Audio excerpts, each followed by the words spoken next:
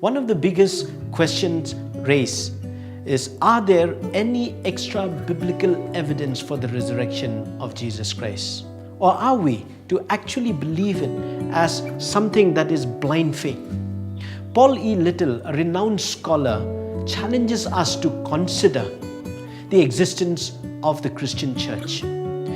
If you trace back, it goes back to 1st century Palestine, AD 32. The question that needs to be raised is, how did it come about? It is important to note that the 1st century disciples were first called Christians at Antioch, and it was through their preaching that they have turned their world upside down. So if you look at their lives, it was not only through their preaching, but it was their lives that was also important. How can we account for all of that? It is only for the resurrection of Jesus Christ and nothing else.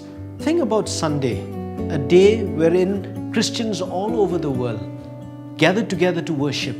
It goes back to the 1st century, AD 32, when it first started.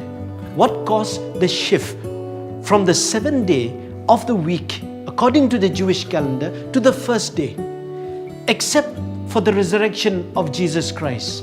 Because on that very day, people would gather to worship and to celebrate the resurrection of Jesus Christ from the dead. What could account for Sunday except for the resurrection of Jesus Christ and nothing else? Apart from what it's written in the Bible, think of the Bible itself.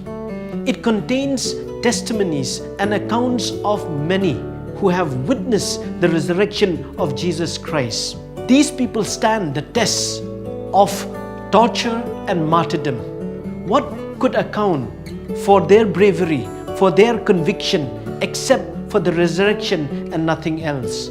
Someone wise once said that these disciples had nothing to gain by being Christians. In fact, they had everything to lose by worldly manner.